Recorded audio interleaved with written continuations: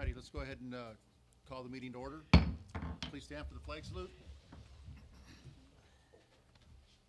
I pledge allegiance to the flag of the United States of America and to the republic for which it stands, one nation, under God, indivisible, with liberty and justice for all.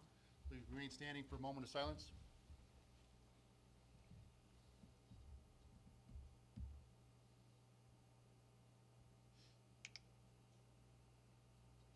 Thank you. Be seated.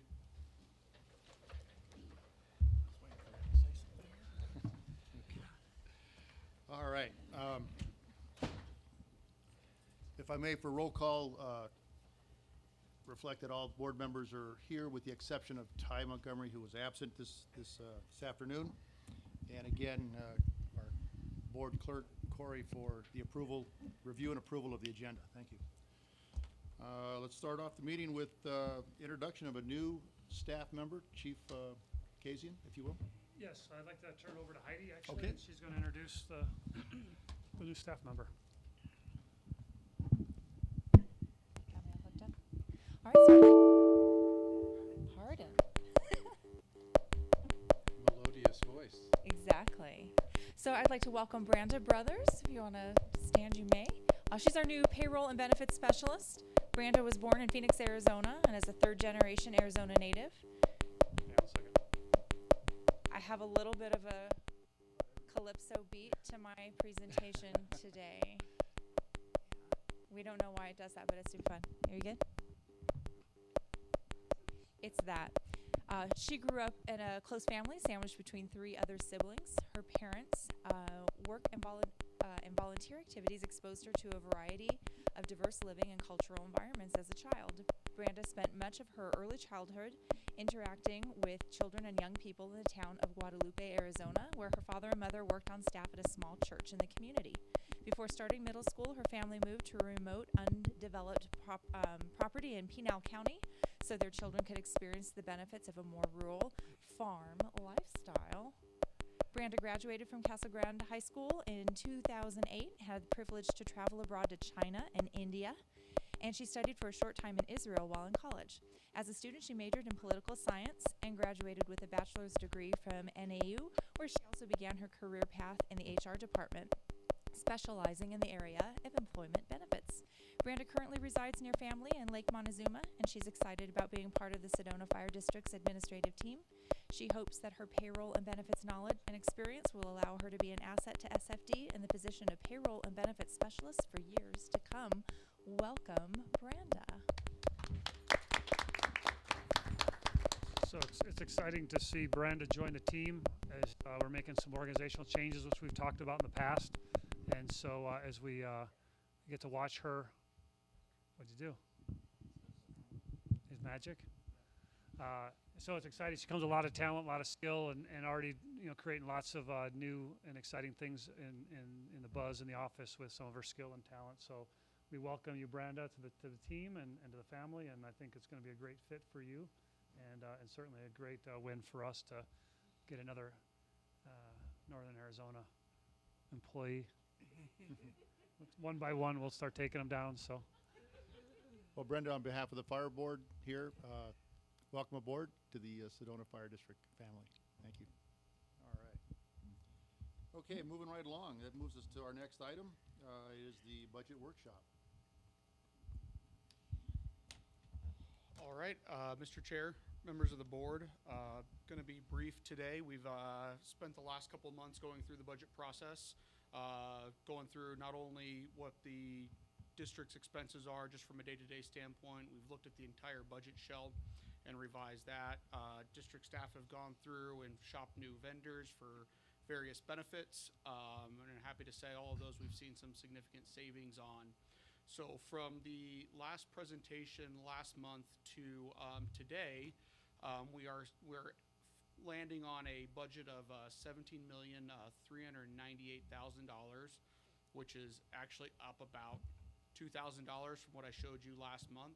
Just having to do with some final numbers getting dialed in.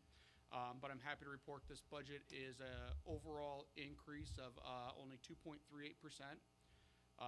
We did see a 5.3% increase in assessed value, so our tax rate is actually going down to $2.49. Some of the things this budget has included in it is the development of a long-term capital improvement plan and the funding mechanism for that. It has a 2% cost of living increase for all staff members starting in January. So that has been taken into account as well as projected in for our future increases. The other items which are, one of them is on the agenda today for the board to consider, is the switching of the healthcare vendor from, I believe we were with Blue Cross Blue Shield to Kairos, which is more of a self-insured type risk pool, which we saw some savings on, as well as one of the other big things was moving from Copper Point on our workers' compensation to an insurance company called 7710. So unless there's any other questions, this is the budget that we'll present for tentative adoption tonight. If the board tentatively adopts this budget, we'll post it for 20 days. And at the end of the 20-day period, we'll come back at our next regular meeting and hold a public hearing on the budget, and then ask for final adoption on the budget. Okay, you have any comments? No, I think we've really had the opportunity Yes. over the past few months to ask those questions that have been important to ask. Yeah, quick question for you, Gabe or Chief. The medical plan that we're headed towards, is that, testing? I'll take Ty's microphone because he's not there. That is a program that membership is in agreement with and ready to roll on that with the Kairos. Yes, so the Kairos, is, I think they call it Kairos. Kairos. There's a big debate on what it's really called, but anyway, Kairos is, it's a Blue Cross Blue Shield plan. It's, so essentially our membership will not see any change in the providers and the coverage area, the in-network providers and things like that. Because we're switching from into a larger risk pool, and we'll talk about this on an agenda item if you have any other questions, but we can definitely address it now because it's pertinent to the budget here. We are working in a environment that they have much more buying power, so they were able to add the Mayo Clinic, Cancer Center, Treatments of America as in-network providers, which we currently do not have. So in essence, it's really an enhancement to our in-network providers, and the rest of it's fairly benign, and it's changing. It'll essentially look the same. This is an 80-20 program. So we're in 90-10 currently, so it's a decrease in level from the employee side, if you will. But everyone's okay with that and understands that change. And it also includes 3 plans. Our current plan has 1 plan. So we have a base model that we're going to fund, and then if you choose to buy up, if you will, you'll pay the difference. And if you choose to take a lower or essentially a higher deductible, a lower plan, those cost savings are realized by you as the employee and or the district get funded to net out that cost and benefit to offset that higher deductible. And so at this point, your question was employee groups are happy, are understanding the program, and are moving forward. How was, in terms of going from 90-10 to 80-20, how did the cap change at all? The cap actually went down a little bit, so the max out of pocket actually went down. So that's what I'm saying. Some of it's 6 of one, half dozen of the other, but the actual out of pocket experience is actually down in this current program that we're looking to go to. That's pretty helpful. Yeah, it's not by much. It's not significant, but it's less. So Chief, question, what is the savings by going with this plan? by going this plan, the savings is of over $100,000 to switch to this plan. Great. What's that? Yeah, and there's an employee and a cost share across the board, but the cost is from what we are being proposed to where we are. It's $100,000. Sounds for like a one, win-win situation. Appreciate, oh, I'm sorry. Go ahead. Okay. Well, I just commented, it sounds like a win-win situation for everybody. Yes, there's quite a few folks that are making this transition across in the fire district, school district worlds, things like that. I recently heard of a school district that was being quoted by these folks, and they were going to be saving $600,000 in their health Wow. care plan. You know, so the value of having a pool is quite a bit. And then again, we'll talk more about this when we get to the other item that's on the agenda. The mere fact of the increased or added benefit of cancer, which is prevalent nationwide in firefighters, worldwide, and a matter of fact, cancer is a big deal. I am a victim of it. And so that's important to these young people, what have you, that are serving here. Absolutely. Thank you, Chief. Any other comments? No? Okay. Thank you.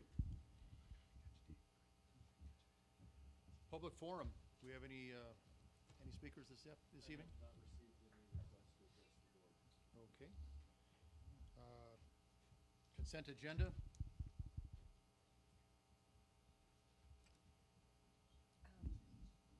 I move to approve the consent agenda as listed. Do I have a second? Second. Ready? Abe seconding? Second. Okay, Gene? Any further discussion on that? Okay, all in favor? Aye. Any opposed? Okay, the motion passes. Okay. Financial report and updates. Abe, or Gabe, you're back up. All right. Gabe? Mr. Chair, members of the board, you have the April financial report in your packet. Just kind of go over some of the highlights for the month of April. You will see our tax levy revenue for the month was at 2.4 million, which put us about 100,000 over where we were projected for the month. On our non-levy revenue, we saw 180,932, which was slightly under our budgeted revenue of $7,033. Personnel costs for the month under budget by 49,000. Vehicles and equipment under budget by 13,000. Utilities and communications right in line with budget there, just under slightly, as well as managerial. You will see our capital and contingency expense at 375,000 for the month compared to the 137 budgeted. When we did the budgeting, we simply did a 12-month budgeting on capital expenses. And so now we've been trending under, and now we're starting, as we're coming closer to year end, some of those capital projects are, coming together, and we're now making some purchases on those. When you see, when I get to year to date, you'll see we're still kind of trending well under. Total revenue for the year to date is right at 15,026,000. We are over our budget by 728,000. A couple areas that kind of attributed to that. One of the largest areas being wildland this year, as well as timing on our property tax collection and ambulance. Total expenses are at 12.4 million, which actually puts us under budget by 1.9 million for the year. The biggest area, two biggest areas on that is capital and personnel. Personnel again being due to just some stuff within the shell that we've addressed, and so we'll see that come much more in line into next year. Vehicles and equipment under budget by 351,000. Utilities and communication the closest in line with budget at 28,000. Managerial expenses are under budgeted by 120,000, and as I mentioned, that capital and contingency, that other large item that's under budget by 479. Of a little over half of that, we've got that for the contingency, the board contingency, which is actually eliminated in the budget that I'm presenting for fiscal year 18-19. That has not been used at all this year, as well as we also have, again, those capital projects, some timing on those, and some of those capital projects have even been already deferred over to next fiscal year. So we will come in under budget on that line item for the year. Percentage of expenses, we're 73% budget remaining. I'm sorry, 27% of the budget remaining was 73% expended to date. Percentage of expenses, personnel being our highest at 79, and the other expenditures are total 7% of our total budget. Where we are from a cash standpoint, kind of that savings that we're seeing on the budget is attributed to our cash flow. You'll see our total cash is at 7.8 million compared to 6.9 last year at this same time. Still looking at our projections, and we're still looking at ending the year with about 6.5 million in total cash, which is up from last year. And again, that's going to be one of the largest reasons we're able to kind of fund this capital improvement plan and get that process going. So unless there's any other questions, that concludes the report for April. Any other questions?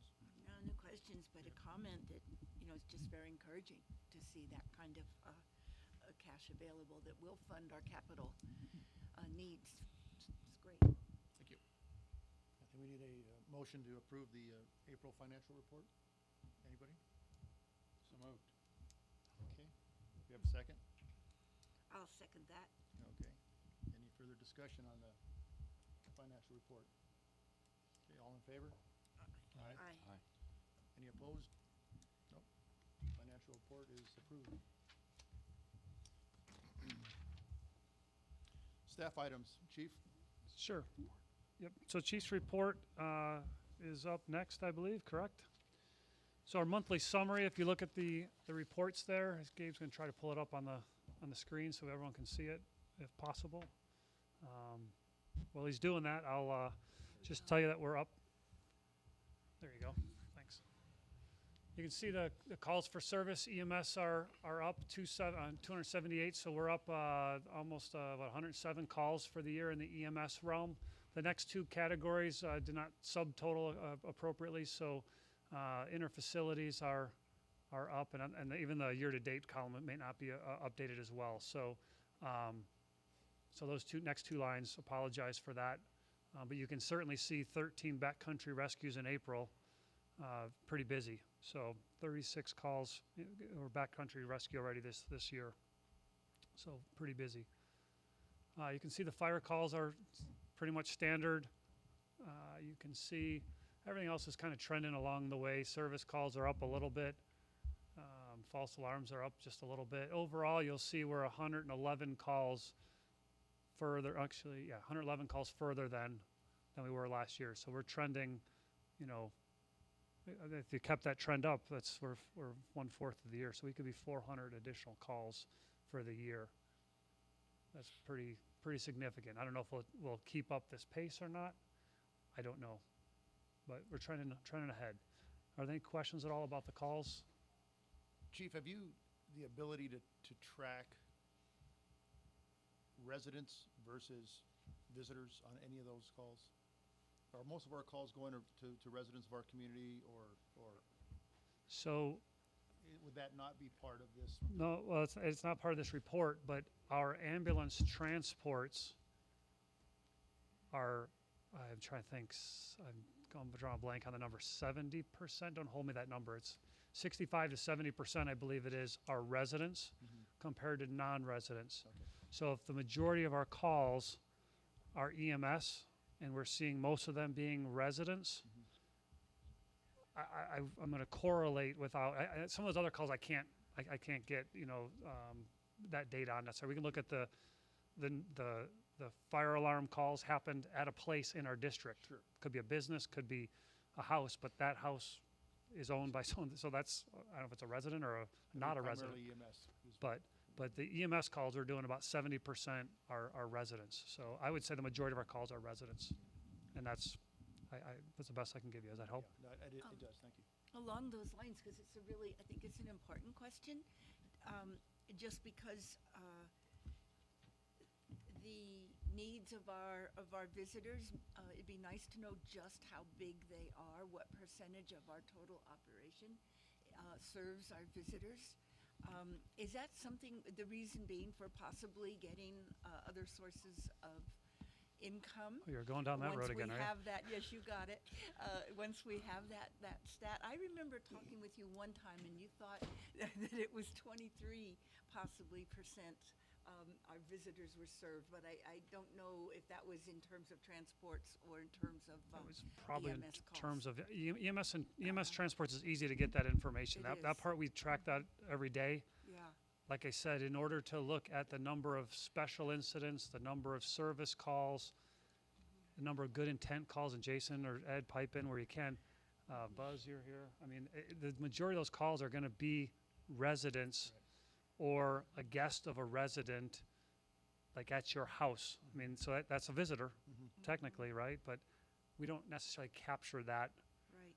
there's no way, unless it's a hotel, there's no way to capture that. Correct. Yeah. And so, even if you have a fire alarm as a false alarm at a hotel, where do you want me to count that? To me, that's a resident. It's a That's one building. it's a building. It's owned as a resident. You know, the cause of the fire alarm might be a kid who's a visitor who pulled the fire alarm that caused it. I can't track that. Well, So- the other reason I think it could be useful to actually have that data, especially in terms of EMS calls, is that, you know, sometimes the district is compared to other districts of our size for residents, and our budget is larger, but it's also larger because we actually serve so many more people than just our residents. So I think it'd be helpful in terms of explaining our budget, to know just what kind of percentage we have to, you know, that our efforts go to in terms of visitors. Yeah, and like I said, we have that number. It's been static for the last, I think, 10 has? years, so it doesn't move.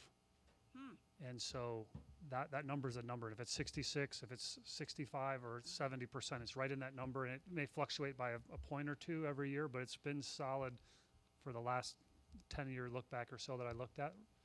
It doesn't change. So the other part is the EMS calls are what take the most time, short of the rescue piece. So when we go to a fire alarm, a good intent call for someone who thought they saw smoke, those are quick turns. Those take very little bit of time. It's the ambulance calls that provide the most labor intensive and the most of our business as well. So again, if I can get some better direction at some point, I heard a couple things, and maybe we'll talk about some other items on the list here about how we can message those things appropriately, and certainly glad to do that. And it's important to know, but it's fairly static on where we are and relative. Okay, thank you. Looking at the response times, you know, we're continuing to track this 90th percentile. And so I'm asking that you give us some more time, just as we're beginning to really look at it and really make sure we're capturing all the right data and getting all the information in there. Seems to be flattening out a little bit right now after 4 months, so giving us some data there.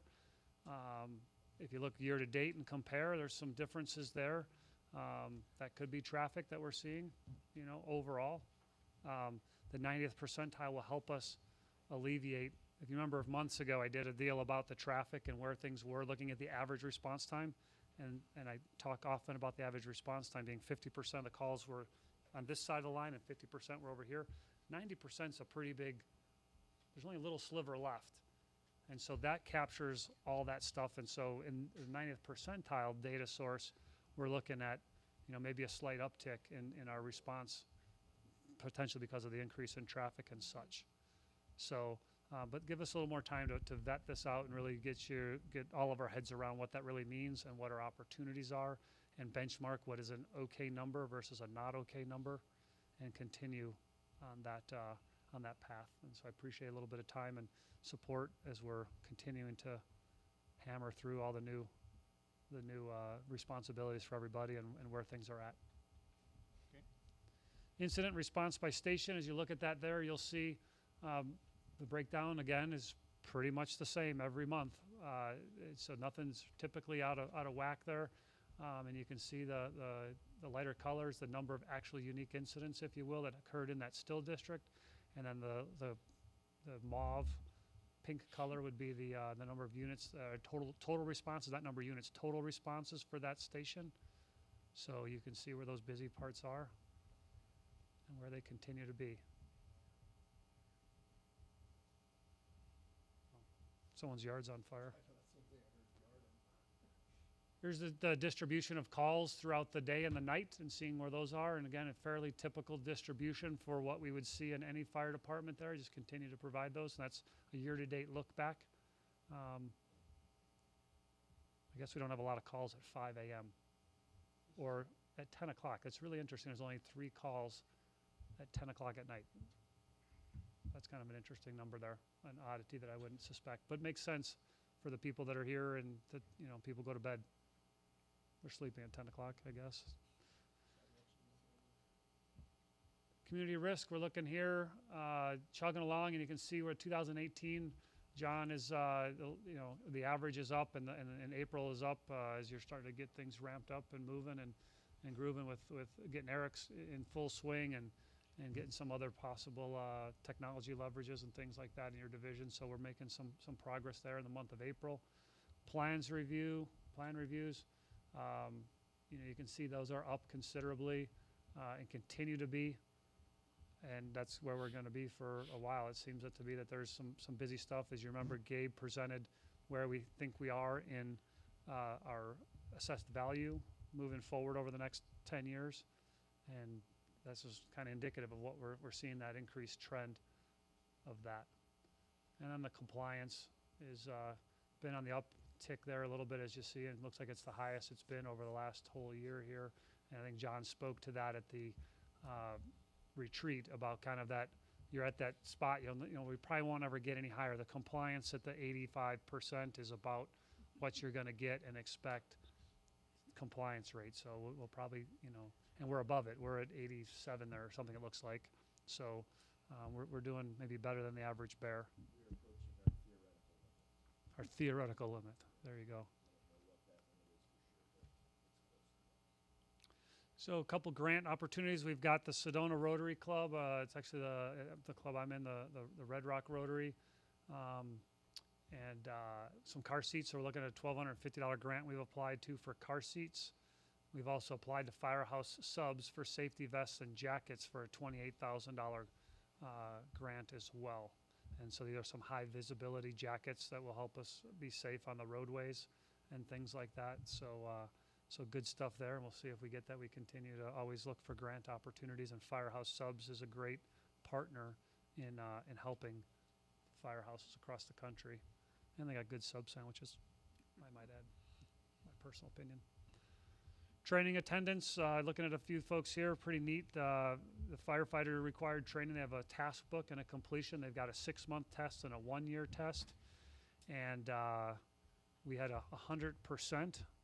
First time, 100% on both their written test and their practical evaluation by, was that Jeff Butler that got that? So pretty impressive. Oh, happened to be C shift if anyone knows who. Did all of his training occur on C shift, or was he on another shift at all? Does anyone? Supposed to be neutral now, so I'm sure most of it occurred on C shift though. We have a couple of guys that successfully passed their 6-month probationary test as well, of Kevin Ehlers and Seth Gaylor. It's hard to believe that these times go by so fast with that. So good stuff. Some wildland training we're doing, technical rescue, rope training that we got going on, some things like that. And so good stuff there. You see the number of training hours we have and such. Nice letter from the Ventura Fire Department, Ventura, California, for those folks that familiar with that place maybe. Just saying thanks for helping with some of the fires that they had over there, some epic historic fires, and some of our crews were over there making a difference, and certainly some good stuff. Nice to see a letter saying thank you for that. I have a few other things on my update of recent and upcoming events, if you're ready to move on to that. Yes, go ahead. So Captain Dave Guth is retired. On May 7th was his last shift, so we wished him well, and 20 years of service to our community, and he's still going to be a friend of the fire service as he still works at the EMS office at the hospital. So we wish him well in his retirement. Not on your agenda there, but Betty, who I guess stepped out or left, she is leaving the district effective May 24th, as you know, through some of the moves and changes we made to our organizational chart. But we wish Betty the best. She's been a great teammate for the couple years she was here, and we wish her well in retirement. I think she's going to retire now, I believe. And so we wish her well. The chili cook-off, I really need to give a huge shout out to Jody. Jody Fowler really led the charge and helped out. I had a conflict. I do an auction every year back in Chicago for a near and dear charity to my heart. So we were able to divide and conquer. And so with that, we made some really great chili on a couple days before, let it really get fermented up there and tasting well. And we were Had some great support by Heidi, who jumped in. I didn't know she was such a chili aficionado. And we had a couple of folks from labor show up as well. Oh, there's Betty. We just got done saying, Betty, how wonderful you've done, and thank you for your service. Perfect time. No, you're welcome to stay. I didn't know you were coming back. I would have waited. Well, that's what we love about you. But the chili cook-off, we had a great turnout. We had wonderful feedback, and while we were just snubbed last year oh so slightly and didn't keep our reigning championship, we got it back, and we are the 2018 People's Choice Award, which I think is one that matters. The people liked our chili the best. And we had a beautiful booth, all decorated, looking good, and we helped a great cause in our community. So the other Rotary Club puts that on and does a lot of work for the kids in the community. So we're glad to be there, and I thank you to the team for stepping up. And I think we got some ideas for next year, so we're going to kick it up a notch. And good stuff there. Changing the recipe? We're talking about it. Oof, We're talking about it. risky. You know, every year we tweak it a little bit, but we're talking maybe a wholesale change. We're not sure. We have a year to perfect. Possibility, kind of under the table, the recipe for my upcoming recipe book? Oh yeah, let me know. I got it right here. I can send it to you right now. Firewise cleanup dates this weekend. We'll be at station number 4 doing our Firewise cleanup. So Friday, Saturday, Sunday, we ask that folks come down with any of their landscape debris. No cactuses, but everything else pretty much. We take and we load up in these dumpsters and we get hauled away and save people the opportunity of having to go to the transfer station in Camp Verde, which is the nearest place to collect that stuff. So we ask you this weekend to please get out there, clean up your yards, make yourself Firewise, make that defensible space, and take advantage of a program that we do here for you at Sedona Fire District as a service to our community. So good stuff, and we've had, Jason, every year we get we kind of be building on the quantity of biomass. You know, there has been some significant increases over the last few years.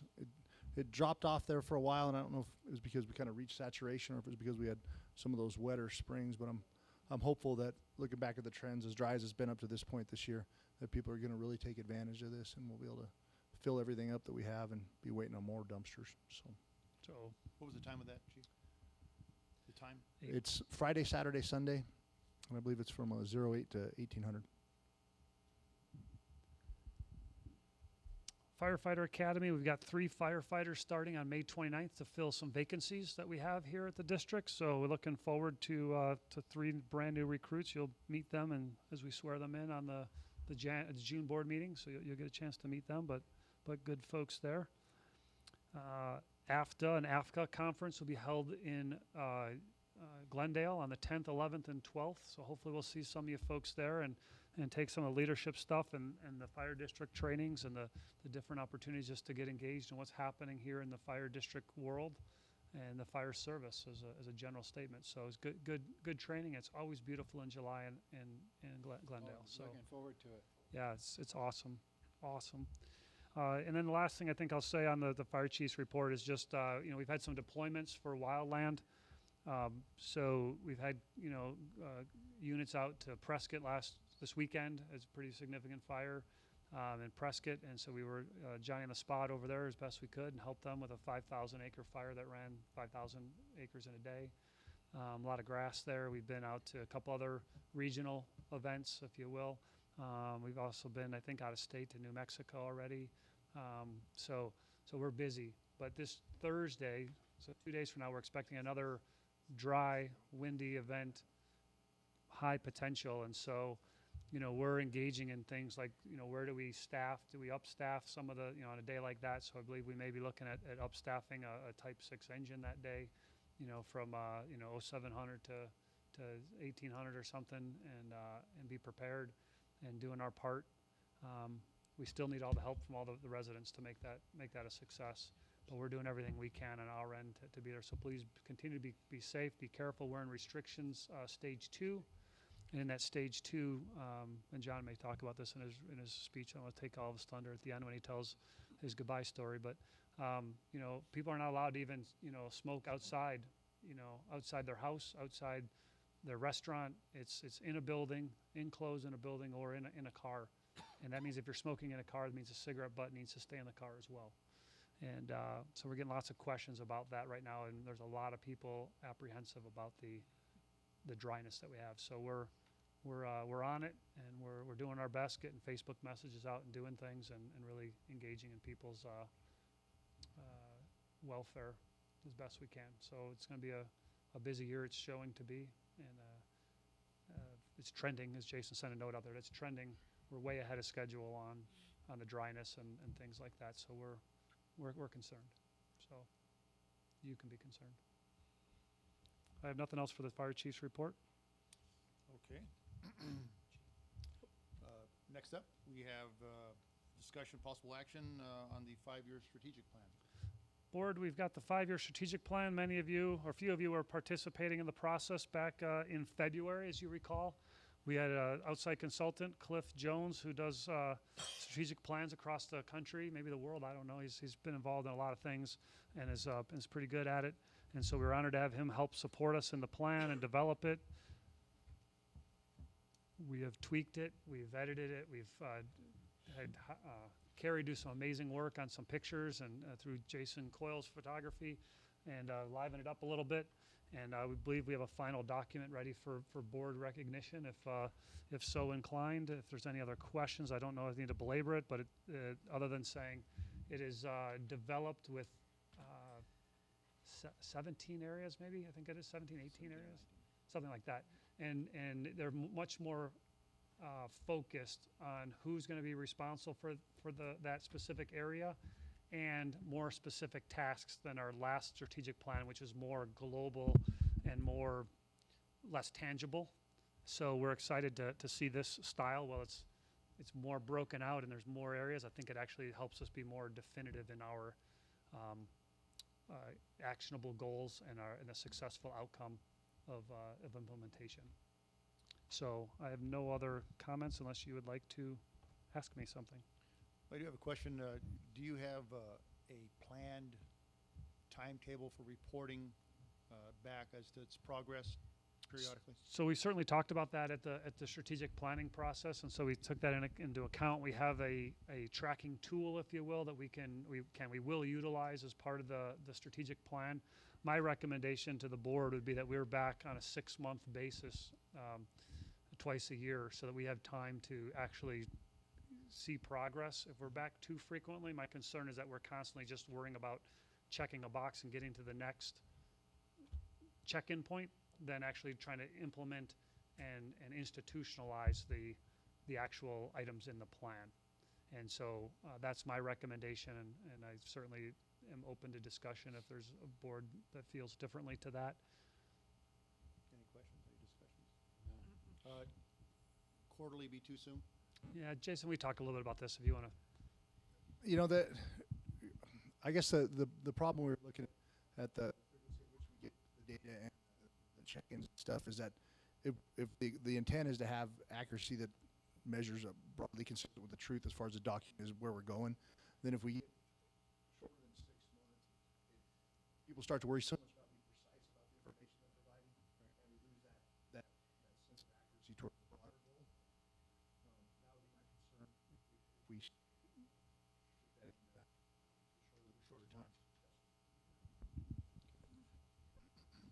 I have a question. You know, I wasn't able to participate in this strategic planning this time around, but I noticed in reviewing it, and this might be for you, Chief Mazulis, on your EMS, strategic planning. One of the things you listed was to obtain from the AZ Department of Health Services a premium EMS agency status. I wonder if you could speak to what that's about. Premier EMS agency status. So what it is we just revamped it. I sat on the committee to revamp it, and then we'll have a gold, silver, and bronze level. And essentially what it is it's a matrix that describes how your agency is, is working within the confines and the system set up by the Department of Health Services. And it's a measure of it kind of relates to an EMS in-state version of accreditation, if you will, where we we have a better process for sharing our data, and in return, we're more a part of the health exchange where we get quicker, better results on the outcomes of our patients, for example. Our data better flows into the state system, so when they put out reports, they're more accurately reflecting what goes on in the state. And then it opens the doors for us to then have that data from other agencies to see if we're trending in certain areas. You know, if our innovation success rate first time is at 50%, and we're working to improve it, we could look at other agencies that maybe have improved theirs and talk to them direct and say, hey, what'd you guys do to train to correct that? So it helps with training.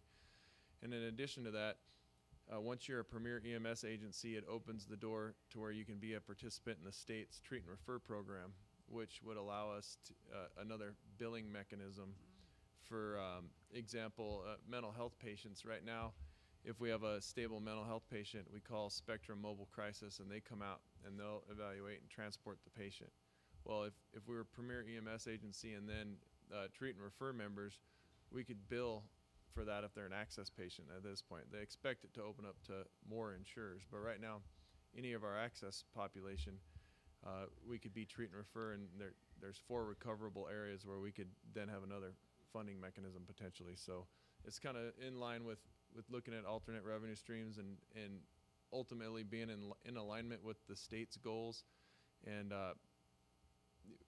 once you're participating at that level and recognized within the state's program, it affords us the opportunity for recognition, and then it's easier to keep things relevant, to oversimplify it, because once you're in the system and a participator, then you're in the know, and we can keep our service standardized and keep improving it. So that's the wonderful. Goal. It's an excellent goal.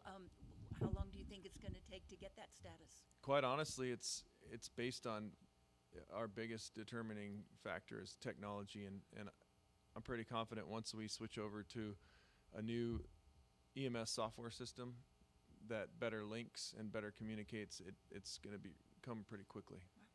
Wow. Yeah. Thank you very much. It's kind of the gold seal, you know, that we were trying to strive for, and it's a good opportunity to benchmark our service, and it's not just the service that we provide, but it's also the back end and things like that with the data collection and stuff. And So it's not work for naught. It's been a goal of mine for a while, but ultimately it aligns with our goals to be an accredited agency, and a lot of the work that goes into preparing for Premier EMS and a lot of the software upgrades we're looking at align with accreditation, so it kind of gets the pre-work done. So we won't have to revamp anything when we go towards accreditation. It aligns with getting those things done. So. Okay, thank you. Well, Chief, it looks like we have an official communication for a motion to approve. yeah, we have a this. motion to adopt the strategic plan as presented, the 2018 strategic plan as presented. It'd be great. All right. Well, I'll go ahead and make the motion, and I move to adopt the Sedona Fire District 2018 strategic plan as presented. Do we have a second? Further discussion? All in favor? Aye. Any opposed? Motion passes. Thank you. And just thanks to the team that put it all together. A lot of hard work went into that, as I mentioned up front, but there, a couple days of hard work and thought went into making that happen. And so thank you to the team. They're identified in the document, but it's not just a pencil whip or a checkbox that we've got to have. It's something we live by and want to work through and work towards. So that's a perfect segue to the next item on the agenda, if you would so indulge me. So one of the items in the agenda, or I'm sorry, in the strategic plan rather, was enlist the services of an external professional in the development and implementation of a needs assessment of community expectations and communication needs. And so we identified that we've got some shortcomings in our ability to be experts in everything that we want to be experts in. And part of that is communicating who we are as an organization, what we do, how we address and help the residents, as you mentioned earlier, Clerk Cooperman, on our service to the community and how it impacts us, and where travel times impact us, and where road construction and fire safety and all kinds of different components We've had John Davis and before that Gary Johnson as our public information officer as a role of that office. And while they've done well in their own rights, that's not their only profession, nor is it their knack or specialty. And so we, out of the discussion we had at the strategic plan, have begun talking with Leibowitz Solo. David Leibowitz is here, and so I'll let him speak in a few minutes about his program, but we're wanting to engage with him and his firm, who's done a lot of work in the public sector, to help us be better stewards of information, to reach out to our community and to provide that public information and supporting document. That could be in the realm we're right now currently working on our annual report. And so we want to kind of get engaged with him sooner than later so we can get that annual report done.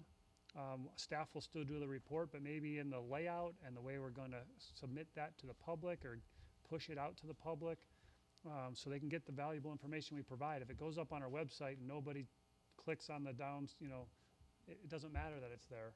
And so we want to make sure it gets into people's hands and people understand what we're doing and how we're doing and why we're doing it. And so with that being said, I think as part of our strategic plan, in which you just approved, we're trying to take steps proactively right out of the gate so we can have a good report for you in 6 months as to where we are. And so with that, I'd like to see if you have any questions for me, and if not, I defer right now to David Leibowitz to at least give a little presentation on who he is and what his firm's about, how he can envision helping us here at Sedona Fire, and then we'll have some further discussion after that. Okay, please.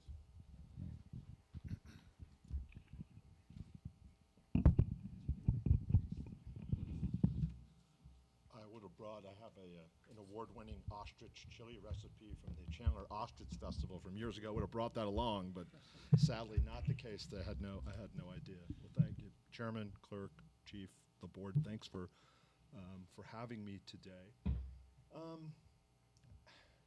moved to Arizona in 1995 as a newspaper columnist, a newspaper journalist. I've been since then a talk radio host, various other journalism jobs. And about 10 years ago, I broke away and got involved in public relations, crisis communications, and political communications. All that time of doing this, I've observed that there is basically two approaches to communicating with the public if you're an institutional entity. And I have worked for fire districts, the Arizona Fire District Association, Arizona State University, Indian tribes, municipal governments. They all sort of fall into two categories. There is a very passive, very reactive, what I would call kind of a 20th century way of communicating what you're doing. And there is a more proactive, more progressive 21st century way. And I think that the strategic plan that you have is very forward thinking. And so I kind of applaud the idea that our communication should follow that. The old way of doing it is you have 4,400 calls a year here. You're protecting 30,000 people across 260 some odd square miles, and you hope the media will notice that something happened. Building burns down, wildfire starts, particularly tricky rescue happens, and that gives us an opportunity to sort of say, hey, we fixed this. We had great response time. We're very professional. We did a great job. And out of that, out of those few dozen calls a year, the public realizes, hey, these folks are really good. And I think you've done that reasonably well. I'm sure if we surveyed the community, we would find that there's a very high satisfaction level with 911 services, in particular fire district services, here in the Sedona area. Where I think it could be better is moving forward and explaining in an aggressive way what the public is getting in return for a $15 million a year annual budget. That pencils out to, if I remember the math correctly, if you look at the 30,000 people you're protecting, including the tourists, everybody's kicking in about $1.40 a day. We need to explain to folks with story after story, whether it's happening online and social media, whether we're working the conventional news media, whether we're going out in the community, we need to explain to folks exactly why we're doing what we're doing, why it is in their best interest, and how we're doing it. And that is where I can be helpful. I mean, my experience, people have hired me simply because often they look at it as a cost savings.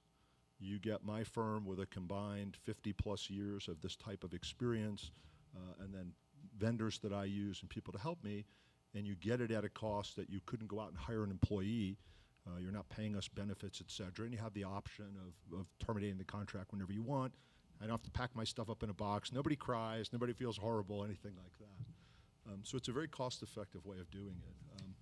What do I think we could do? I mean, for me, where we could excel is the chief has already identified kind of the annual report.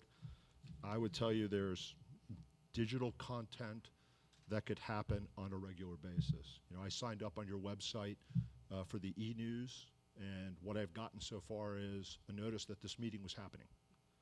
I feel like there's more e-news than that available, and there's more proactive ways to do it. The problem is you have 93 full-time employees who are busy providing 911 services.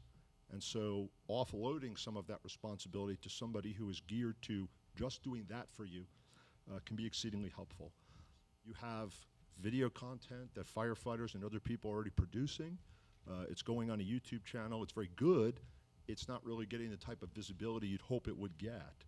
You know, the chief is a good, very aggressive, I think, you know, a guy with a lot of energy and a lot of passion for this job, and he gets out in the community, wants to meet people and talk to people.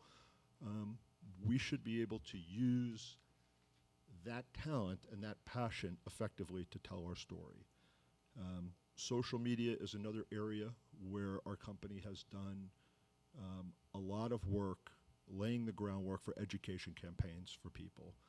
And that's really what I wanted to sort of get up and say. I mean, people think, public relations, marketing, it sounds like some optional bunch of hooey that you could do or not do.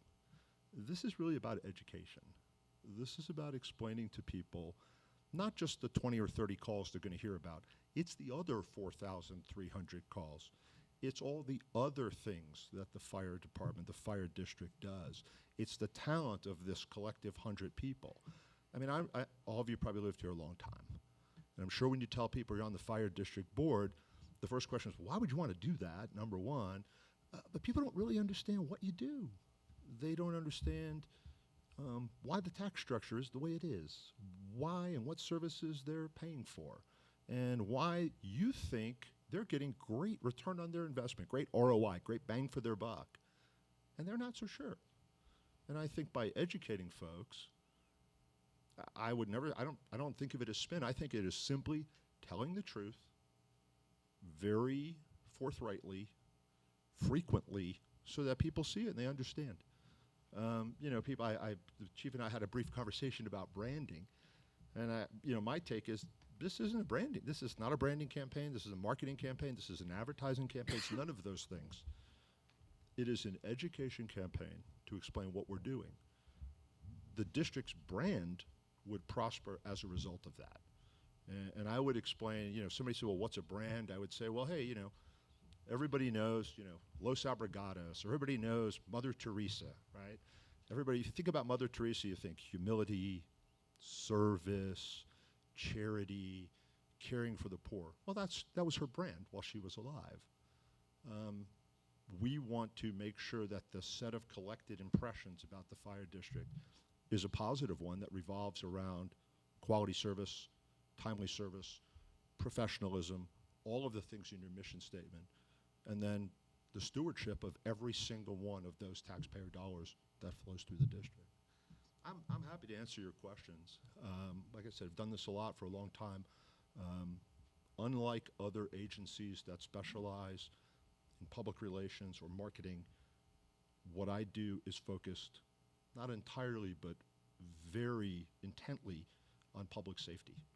And we've worked with a lot of public safety agencies across the state, across the Southwest United States, and at times across the country.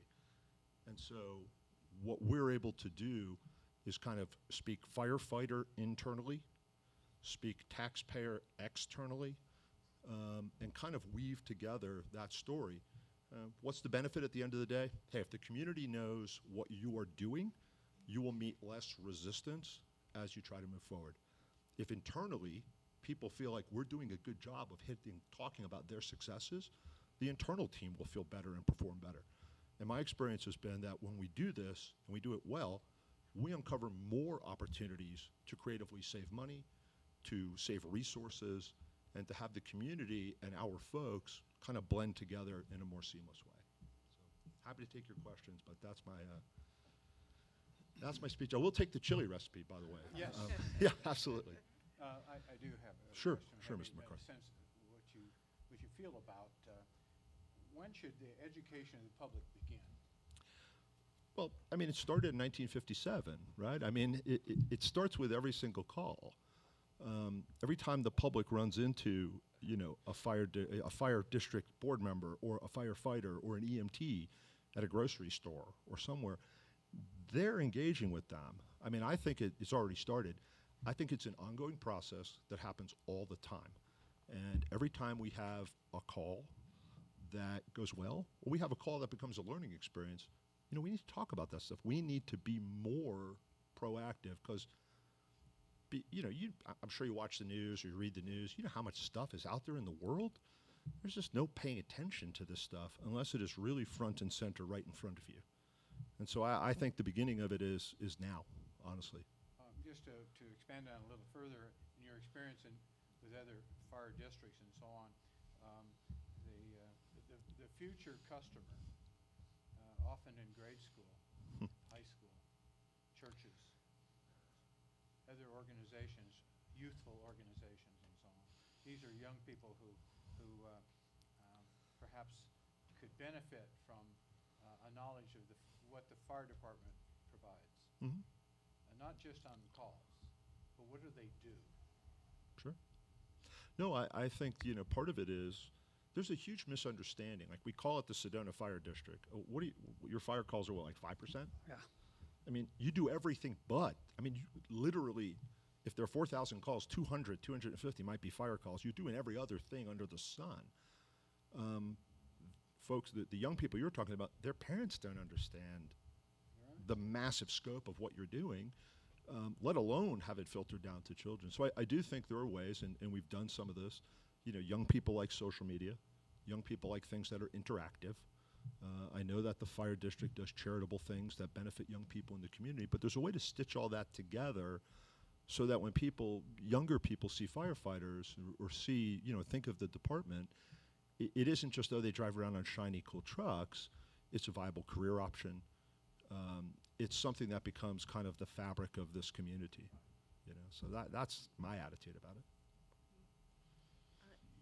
Our local newspaper does a pretty good job when we have significant rescues. They're well talked about in the newspaper, as well as, of course, fires.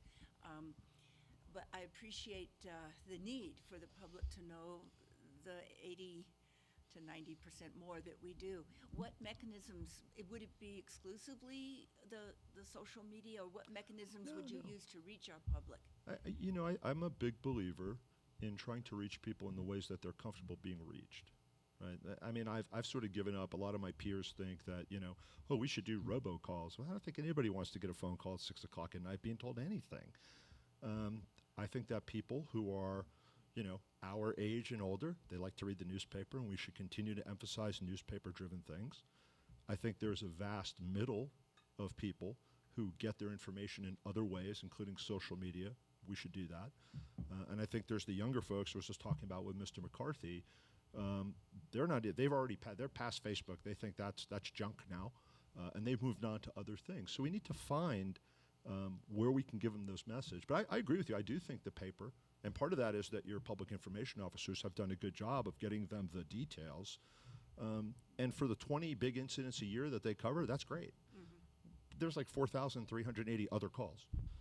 And, the print media does at times take a very adversarial position toward budgets, expenses of public money, and tax dollars. And some of that is very complicated and just requires, I think, a very careful, very honest explanation of why we're doing what we're doing. And there, I think, I'm not sure that the local media has probably treated you as fairly as you would like. If I could follow up on one more thing. So the discussion we've had internally and even a little bit with David is, do we send out a 2-page executive summary of the annual report and gets mailed to the homes? That's an option for us. What's the success rate? What's it gonna cost? Those are things that David would have a much better ability to maybe understand. Hey, that's a really good thing, or our demographics would really like that, and the demographics in some other town he works with might either be impractical or is not gonna be effective, and so that's where his expertise will come in a direct mail piece. Robocall, maybe not something we would ever even consider. You know, having pancake breakfasts and, you know, open house type thing and inviting the public in might be another one of the methods that we would use to get the word out and how we're doing, what we're doing, and things like that. So it is a multifaceted approach. So I think what I like from your presentation today is that you're speaking to two retired firefighters on this board right now. And in reading your correspondence to the chief, you speak firefighter. You interpret that, and it comes back out taxpayer. So you're bridging that gap. Well, I mean, they're the boss, right? I mean, They're- really. they're the boss. They are. If they're angry, we're not doing a great job. Right, and so I appreciate the fact that you recognize that, you've been working with that, and you're naming things right off the bat that fall right into where we need to be. And so, I'm on board with that right now. You know, you have a lot of engaged community members. That's a good thing. It is. And they're asking tough questions, and we need to be able to answer those tough questions honestly and forthrightly. You have a lot of community leaders who are very engaged and wield a lot of, they have influence with people because they're trusted. They've lived here a long time. They have deep roots. We need to talk to them frequently about what we're doing. And, you know, it's tough. I mean, again, I go back to, it's very difficult. You have a big job ahead of you. 12 times a day you're getting a call across a massive geographical area. You have a very sophisticated operation in terms of tactics and equipment. And I just think that maybe we need a communications operation that is as sophisticated as the rest of the job that we are doing. The other point that you mentioned is that our staff currently, each one of them, from the newest of firefighters to the most senior of staff members, all wear several hats. And I would venture to guess they're pretty well tapped out. And having a third party, if you will, come in to handle that and give us direction on that would benefit the district quite a bit. I'm glad to hear you say that because that's when our relationships with partners like a district work best. It's not when we come in and we replace what people were doing. It's like a value added, like a force multiplier, if you will, right? We're going to come in, we're going to help people who are overwhelmed trying to handle the communications portion of their job, try to knock it out of the park. Does your vision include volunteers, people from the community to assist us in educating those that are out there? So here's I don't mean to punt on this, but the biggest unknown of this whole thing for me is this. This is the first time I'm meeting you. Right. I've talked to Chief Casey a handful of times. I know some of the firefighters up here. I followed much of what's gone on up here over many years just because I follow, because I'm interested.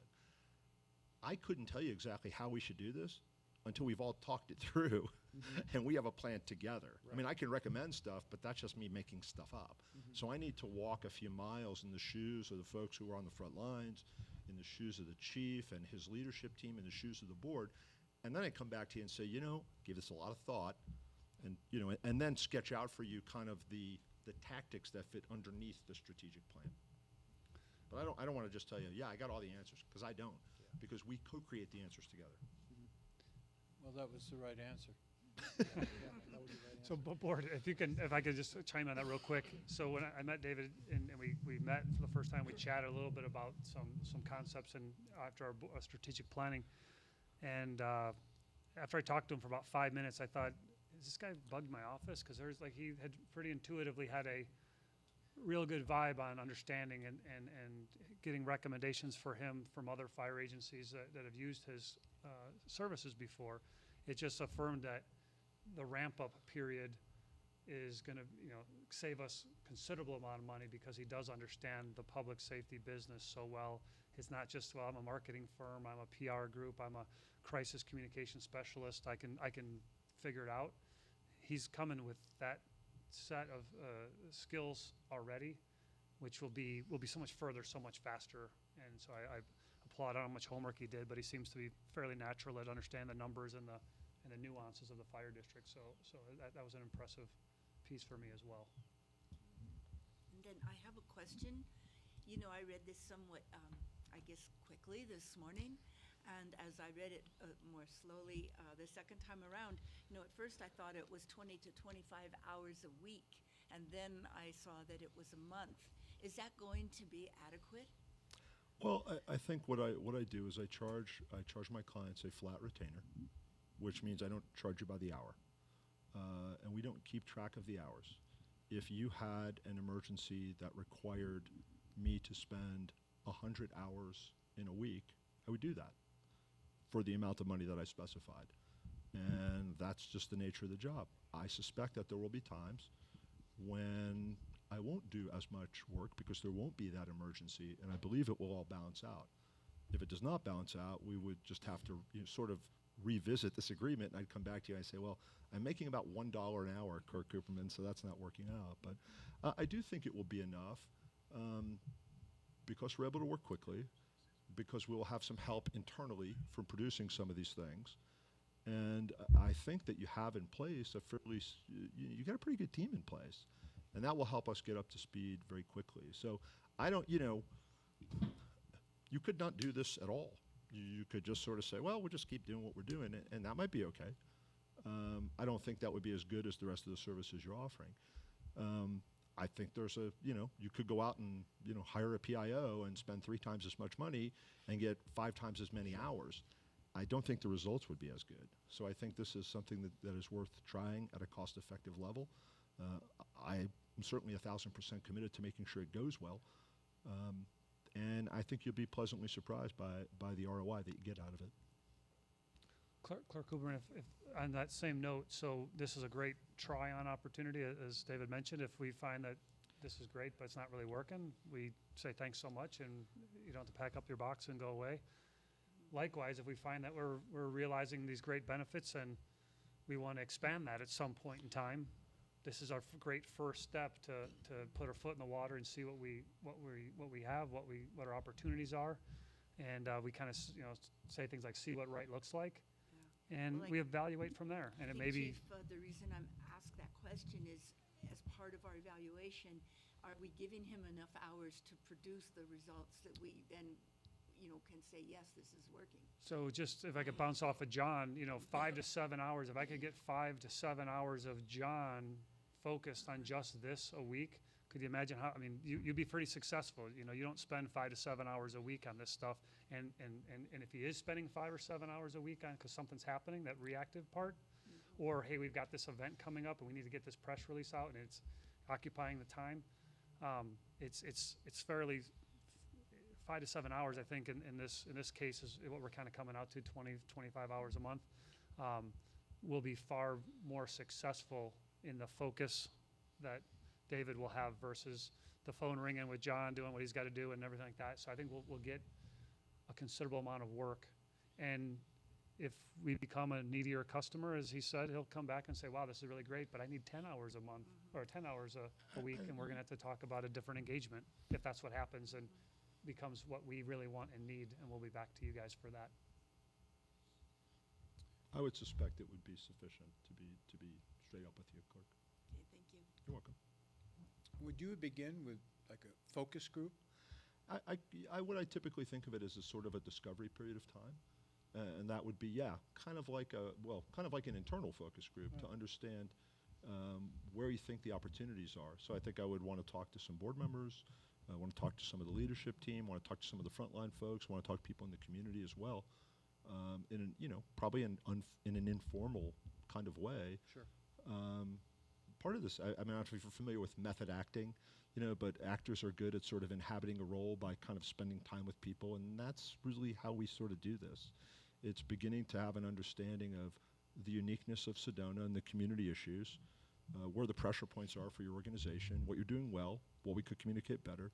And you can only learn that from talking to people who've been here a long time. Of course. To be transparent, he was up here on a little vacation getaway a few weeks ago. He's already doing some investigative reports and asking Jeep drivers and people on the streets as he walked by them. And so You got good reviews from the pink Jeep drivers, by the way. Yeah. So certainly getting those opportunities where they are and how formal that is, and as you mentioned, more informal, so where that becomes an opportunity for us. Yeah, the other thing I would say to you is this. Much to the chagrin of my wife, my phone is always on, and my clients call me all the time. Whether it was the Granite Mountain hotshots situation or a crisis communications situation or, district financial problems, whatever it is. And I would encourage you that we have the same sort of relationship. So if there is some problem that is bugging you and it requires attention, you're going to get me, whether it's 3 in the morning or 3 in the afternoon or whatever. And that brings to bear, 25 years of somebody who's handled. I doubt that we could come across a weird situation that I haven't had some analog or some comparison to. And that could be helpful. I don't anticipate what that problem could be, but you never do. But I do think it's kind of a situation where it's an insurance policy of sorts, if that makes sense. Any other questions? Thank you very much for your presentation. Oh, Chief, okay. unless you have anything else for him? No, I don't.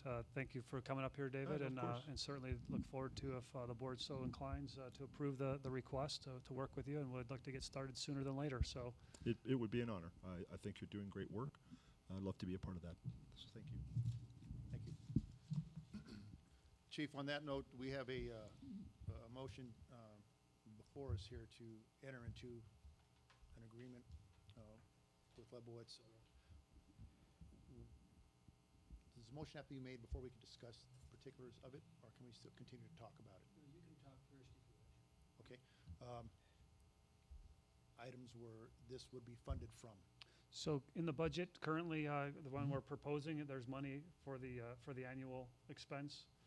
In the professional services line that we have, it's just unspent money that we could utilize for the engagement of between now and the end of the fiscal year. If the board was so inclined to get started on that sooner than later, that would be staff's recommendation. And as Gabe has identified in our discussion, there is money in professional services that we could utilize for this. Okay. And that would carry us through to the end July of the calendar 1st. year or to the fiscal year? Through to June 30th, and then July 1st, we would have money in the budget that is being presented to fund this. I can make a Okay. motion if you like. I move to approve the contract with Leibowitz SOLO IWS for community awareness and public relation needs for the Sedona Fire District, subject to legal review. And- If I might, Yes. might I suggest that you add to that motion the amount of $2,500 a month through the IWS contract ADSP 016-14532, and subject to the terms of the small contract addendum for professional services. That sounds good. Thank you. And Carrie, did you get that? Very good. That's added to the motion. Word for word, I can tell. Do I have a second? Second. Any further discussion on that? Okay, all in favor of the motion? Aye. Aye. Any opposed? Motion carries. Thank you. Mr. Chair, I'd like to see if we can move item 5 before we hit number 4, if that's okay with you. Item 5 before we hit 4, sure, yes. So just because we want to approve the budget publishing after we've kind of talked about the items. So the Kairos Health, we talked about that during the budget workshop.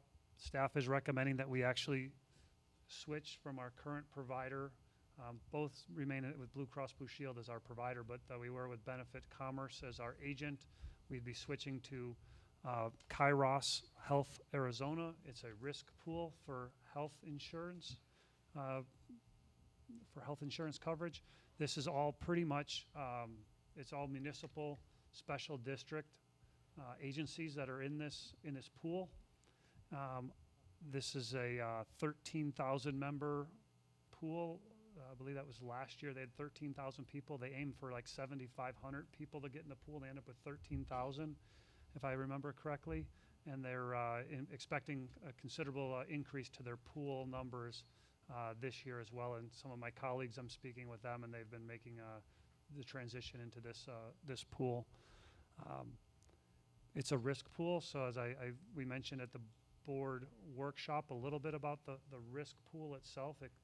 Hence the title risk. There is risk involved in this, being that we're going to be in a group of folks that are going to pool our money together, and there'll be good years and bad years for different agencies. And the terms of the pool allow you the ability to, at some point, if you have too many bad years in a row, you can have some surcharging and different things to pay your fair share, which, to be honest, we want if we're we don't want if we're the people causing the trouble. But if we're the ones that are having a good year, we'd like the people causing us trouble to pay more. But it will be tempered in such a way that it doesn't have these spikes. And every year we talk about healthcare, it's about a 10% minimum that we speak to as far as what you typically are going to see in growth. We haven't seen that with our trend neutralizer program in the past, but other agencies have seen those type of numbers. These numbers are like a 3% growth, so it's going to be much more predictable. Yeah. They have some forgiveness in the different years, so we have a bad year, that's okay. We'll see what next year brings. And historically, the numbers show that we do not use, our numbers show how little we actually use our health care. And so I'm pretty confident that in the risk pool model, we will be, not trending towards the upper end of those things, and we'll find ourselves in good shape. Likewise, there are some discounts, if you will. If we have really good years and we're really a great provider, we have ability to actually see some reductions from what the average bearer pays. So there are protections for us, and there are opportunities for us to either realize positive or negative impacts in the risk pool, so I need to be clear with that. Staff is very confident and comfortable with that. We've talked about the increases to some of the coverage areas in Gabe's previous discussion earlier in the meeting. So staff likes those pieces there. And we like, things like telemedicine. So now in the new program, included in our program, if you get sick, you can just make a phone call, Skype with the doctor. You can show him what's red or inflamed or pussing or whatever you want to show him, and he'll go, oh, we got medicine for that, and save you a trip to the doctor, maybe lugging your kids to the doctor where all the sickness and illness already is, and that's included in this program, which we don't have that currently. So things like that are some other enhancements that we didn't speak to before that will be a benefit to staff as well. As we mentioned, it's $100,000 savings, and we like the concept of the pool. We like the concept of the bargaining power of 13,000 people plus going forward. They have hopes to get that to, remember the number, Heidi, that they said? I don't remember, it was their sweet spot is like when we get to like 25,000 or some number, I don't quote with that number, when they get to that number, they'll be actually able to go to the healthcare, the Blue Cross Blue Shield, and create their own rates, if you will, and be much more of a bargaining tool. We don't have that at the 93 employees that we have. So things like that are critical stuff. So we're excited for the opportunity and go from there. We're owners of the pool. We're a part owner to that. This is a new, so before Kairos came into play, there was a group called APEP, Arizona Public Employers Health Pool. When they merged APEP into Kairos, when people left APEP, they owned part of the whole amount. Do you have any other clients that were part of that as part of APEP? What kind of numbers did you see? Did they get I think hundreds of thousands of dollars they were given, at least in the people I've talked to or know about. They had that money was left in reserve and as part of the pool. So when they disbanded, they shelled out that money. That was the healthiness of the pool. I would suspect that the same group is managing this will continue to have the good practices and create positive cash flows. They actually, don't promise any of this in the APEP world. They actually had times where they declared holidays and they said, hey, the plan is doing well.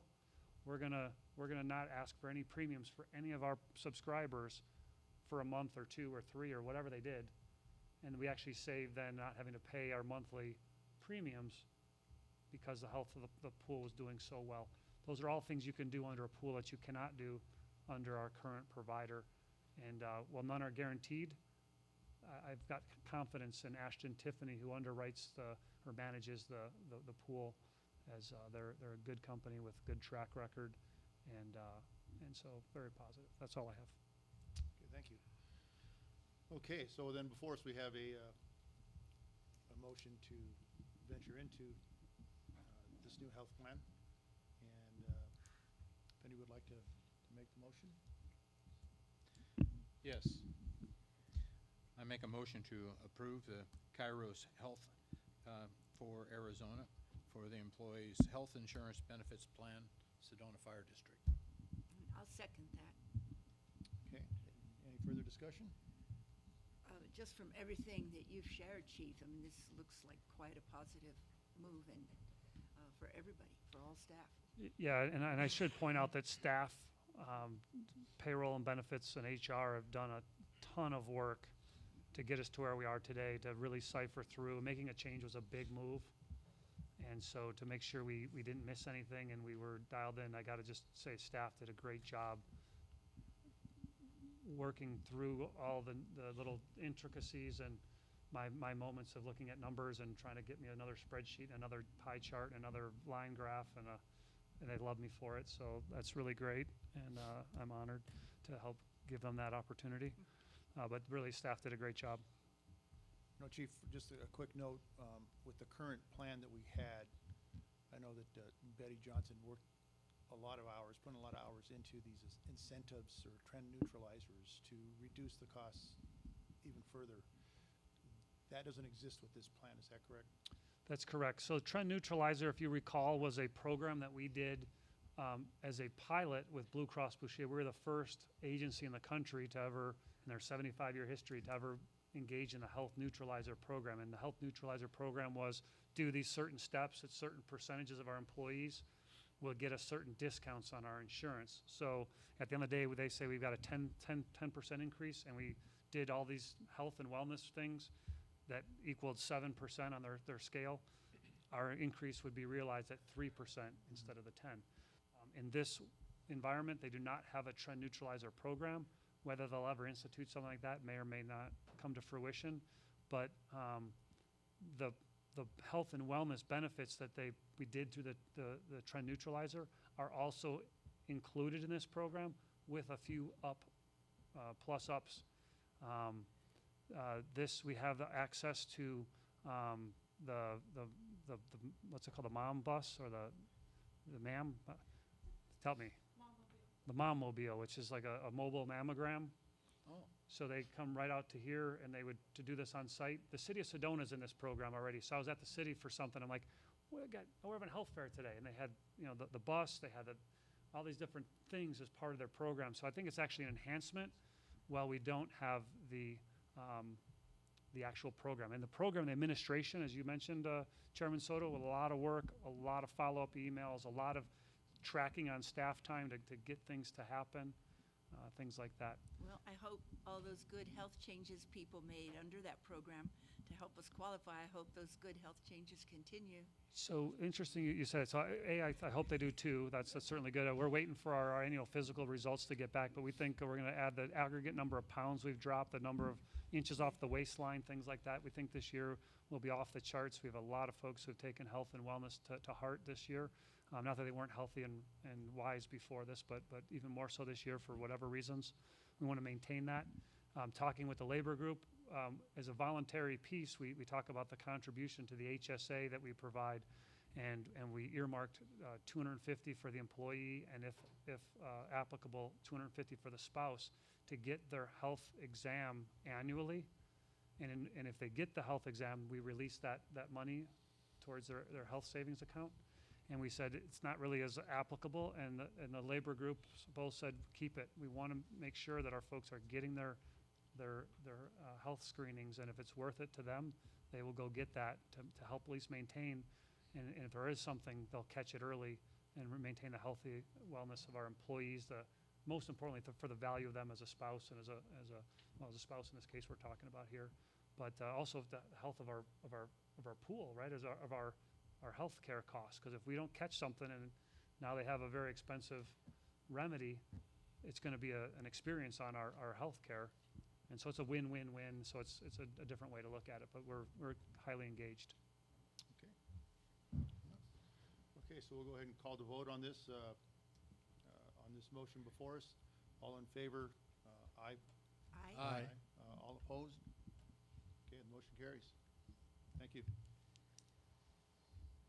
Now, do you wanna board. go back to number 4? Yes, if we go back to number 4, you will turn it over to Gabe, I believe, at this time. All right, Mr. Chair, members of the board, you have the draft 2018-19 budget in front of you. Total budget of $17,398,000, of which 14,125,000 will be funded through the property tax levy. An additional $342,000 will come from fire district assistance tax revenues, and a remainder $2.4 million will come from non-levy revenues between telecommunications, ambulance, non-district fires, and other miscellaneous revenue. Expenses break out. The largest expense, personnel at $13,002,000, followed by all other operating expenses at $2.7 million. There is a debt service of $424,000 and a capital funding, not capital expense, capital funding of $1.2 million. Unless there's any questions, we recommend you tentatively adopt the budget. Gabe, where does the second year projection come in? When do they see that or make that part of the process? That's just part, it's not a formal part of the process. It's That's not. just within the, Okay, Yeah. so just, we provide that to them, they'll we coming up review. here. Yep. And They we saw, have it within their packet. yeah, the 10-year summary, you'll see that Right. estimated budget. Well, I could go ahead and make the motion. Would that be good? Yes, please. And then we could have discussion if, yeah. So I move to tentatively adopt the fiscal year 2018-19 budget for $17,398,549 and authorize staff to publish the proposed budget as provided by law and hold a public hearing on June 19th, 2018. Okay, do we have a second? Second. Seconded by Abe. Any further discussion? I think it's just important to mention that we have been discussing this budget for At months. Yes. Yeah, so as we possibly pass this budget, we've given it a lot of attention. Staff has, chief has, Gabe has, finance director, and the board has. So remember, we're authorizing today to publish the budget, and then in June, you'll actually be approving the budget. So this is approving just to publish it, and then the public will have a formal board or budget hearing where the public can come in and speak and have any, and they certainly could have spoke at all these other segments. We've been February, March, April, now we're into May, so we've been talking about this since 4 months at least. And so, but certainly we welcome the public to engage in that. And certainly if the public has any questions they'd like before that board meeting, we're here and available to talk with them and share any of the information and where we come up with those numbers in more specific detail at any given time. As they should. Yes. Any further discussion? Okay. Go to vote. All in favor of publishing the tentative or approving the motion before us? All in favor? Aye. Any opposed? Okay, motion carries. Next up is the Magna Grip Group for repair and upgrade to the Plimo Vent diesel exhaust system. So board, before you, you have a request from facilities, Assistant Battalion Chief Buzz Lakowski. He's here if we have any questions. He loves to speak to you guys, so if at any time you need him to come up, he'd be glad to. But for now, I'll step in and start. Is that okay? Okay, just checking. As part of our overall facilities, repair and getting ahead of all of the things that we talked about in facility needs for our organization. One of them, as Mr. McCarthy mentioned earlier, about the prevalence of cancer in the fire service. One of those ways that we've been exposed to carcinogens for a long time have been in fire apparatus bays where the diesel exhaust fires up, or even a gas engine. We don't have any of those, but they used to be around. And they fire up and they discharge a lot of unburned diesel exhaust and the particulate matter that comes out, which causes cancer in firefighters.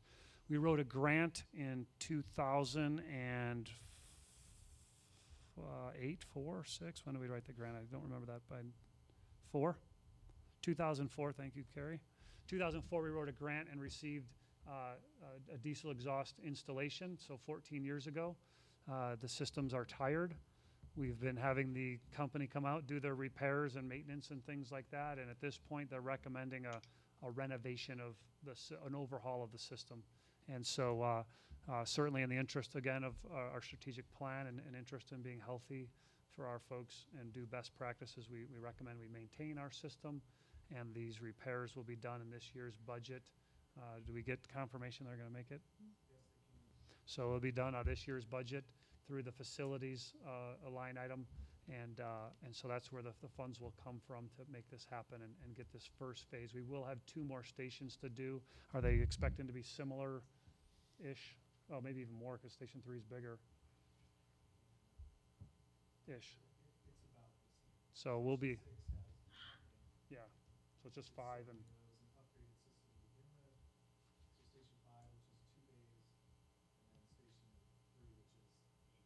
Yeah, so we'll probably have a similar expense coming up in the next fiscal year to repair stations 3 and stations 5 and upgrade their system into there's some new technology in the way that it activates the current system at station number 4. When the wind howls through the canyon, it hits the side of the exhaust fan and begins to blow into the system, which is like a pressurization, which the system activates on a pressurization, which then turns on the system, which is wasting energy and things like that. And it's not supposed to be activating and things like that. So we're going to get all those things fixed and make the repairs needed. So that's what the board communication is about.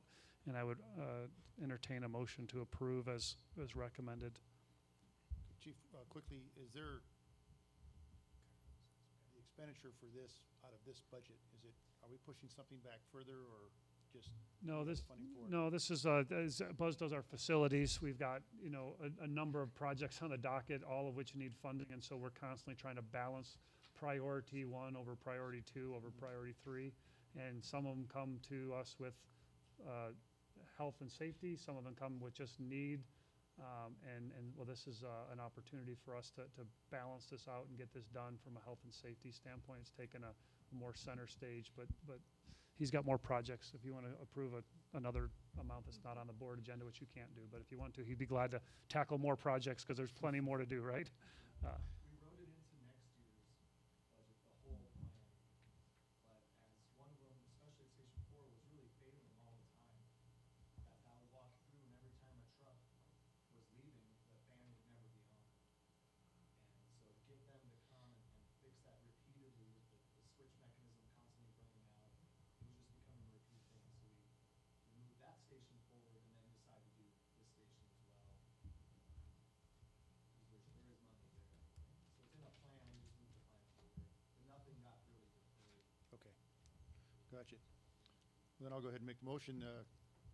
I move to approve purchase order 11287 to Magna Grip Group for the repair and upgrade to the Plimo Vent diesel exhaust system in the amount not to exceed $30,000. And that would be together with the vendors, a small contractor dinner. It is not stated here, but yes, it would be. It does include that in the PO, Mr. Attorney. Thank you. Thank you. Do I have a second? Yes, second. Seconded. Any further discussion? Just a point I want to make, what have you. Collectively, we have a lot of years within the fire service. I've lost many brothers to cancer, not so much in a fire and so on, but to cancer, and long after they retired, unfortunately, because in some areas, 10 years after you've discovered you have cancer, you're not covered. And it's tragic for the departments, their families, and so on. So I think this is a great move to continue this. Thank you. Okay.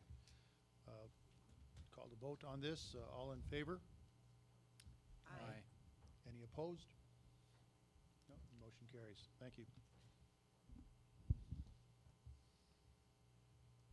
Okay, next on the agenda is discussion, possible action to review and approval of the Sedona Fire District Fire Board Handbook. Board, as you are aware, Tricia Greer, before she left, put together your beautiful 3-ring binder full of lots and lots of information. This handbook is really a guide for you as a board member, a quick reference guide and an ability. We certainly have board policies that supersede those things. We have state laws that would supersede whatever's in there. It's really an information tool. And I would, unless the attorney's got something else he'd like to say as it relates to the handbook itself and the legality of a recognizing it or approving it tonight. It's a good idea. It's a good piece of work that Tricia and staff did, for sure. Yeah. I would imagine that Carrie will keep this up and continue to try to do her best to replace, update as rules and laws change, and whether we're doing that on a annual basis or as they come along, we'll just see how that's going to play out. I don't know if we've got a plan in place for that. I know one of the topics that could come up, if you were so interested, is do we want to embed some information about our board retreat that you would like to see that done after every election, every 2 years type of thing, or I don't know what your preference would be based upon that. So I'll leave that to you to. Yeah, that'd be next item up, coming up. But as it stands before us right now, we have a motion to approve the Fire Board's handbook. So if anyone would like to make that motion. Yes, I move to approve the Sedona Fire District's board handbook As presented. as presented. Okay. Do I have a second? Second. Okay. Any further discussion on that? Okay. All in favor? Aye. Aye. Any opposed? No. Motion carries. Thank you.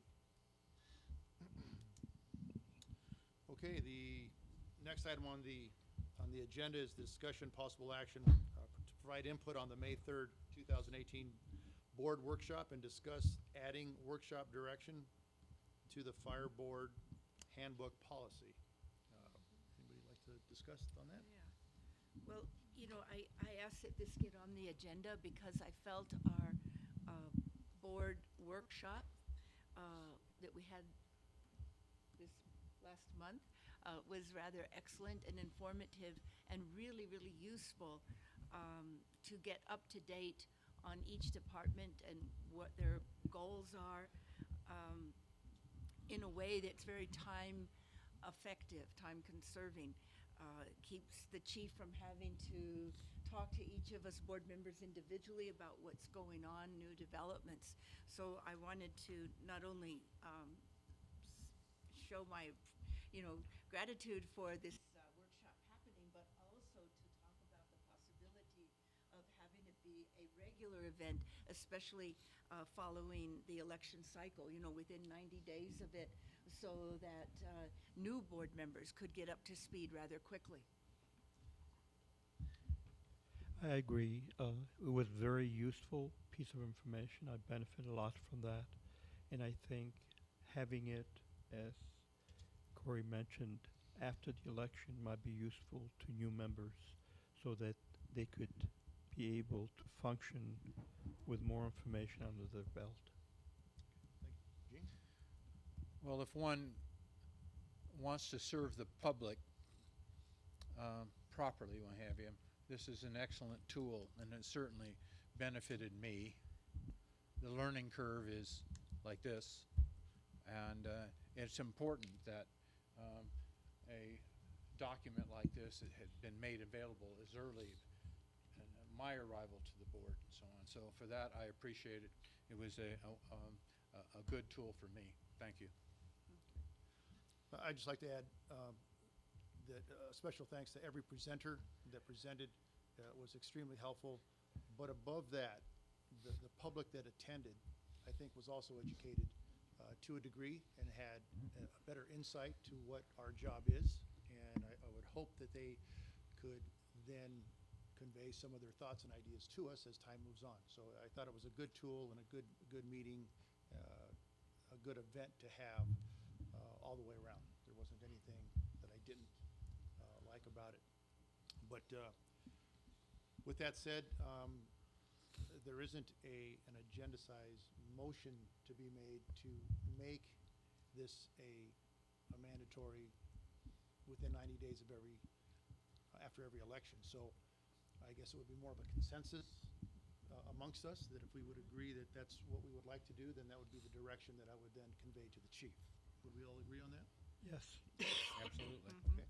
Then with that said, the direction I would give to you, Chief, is that, yes, we would like to continue that within 90 days after an election for the board, especially the new members, to carry on. So just so we're clear, so typically we have an election in November, and I guess maybe it would be a regular election, well, maybe not, I guess it's your discretion. But we have a regular election in the November, they take office December 1st. So that 90 days would be December, January, February, so sometime In that window, in which, December's not a good time. right? January's we just get things moving again. So realistically, we're looking at a February timeframe, which I think is totally doable. And we've got this template already, and every 2 years, that's not too much to ask. But I just want to make sure that what we're asking, does that line up with your expectations? Yes, it does. Yes. Yeah, it does. And it nicely coincides with the beginning of budget season. So if we do, when we have new board members, that they can get up to speed rather quickly on budget items, because Gabe, you gave an excellent presentation of how to read the financial report, what to look for in it. Very important, given that that's our major responsibility. And we're also going to direct you to add it to the Fire Board handbook policy. Yes. If that's what you like, we'd be glad to do that. I know someone that's waiting to make that happen. Okay, good. Thank you. Our final item on the agenda is the fire marshal safety message. Thank you, Mr. Chairman. As the chief mentioned earlier, we are in staged fire restrictions. We're in stage 2 restrictions right now.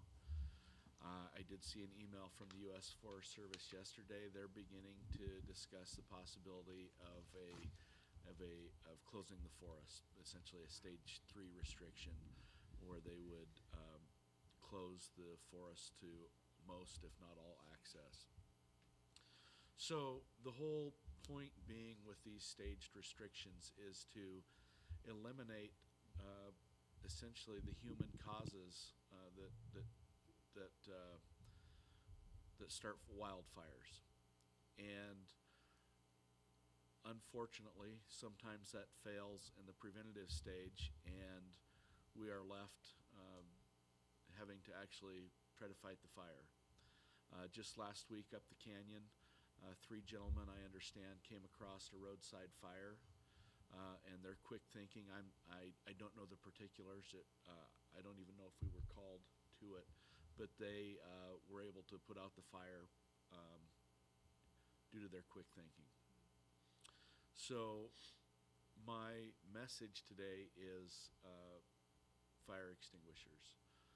Many times the only thing that keeps these small fires from turning into full-blown conflagrations is somebody with a fire extinguisher and a level head who is able to control or extinguish that small fire before it grows out of control. It amazes me the number of classes that we do where we teach people to use fire extinguishers, and the number of people that have never used a fire extinguisher in their life. They're intimidated by it. They don't know what to do. And after the class, almost all of them say, well, that was really easy. I don't feel so intimidated now.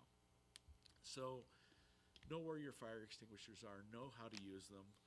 Pull, aim, squeeze, and sweep, the pass method. You pull the pin, aim the nozzle at the base of the fire, squeeze the handle, and sweep back and forth at the base of the fire. That's the down and dirty lesson on using a fire extinguisher. If you or any of your family members want more information, we would be happy to walk them through the use of an actual fire extinguisher. When it comes down to brass tacks, that them having that prior knowledge of how to correctly use a fire extinguisher could really pay off. So that's my message. Know where your extinguishers are at, know how to use them, make sure your family members know the same. Thank you. Thank Ladies and gentlemen, that concludes our meeting for this evening. Our meeting's adjourned. Thank you.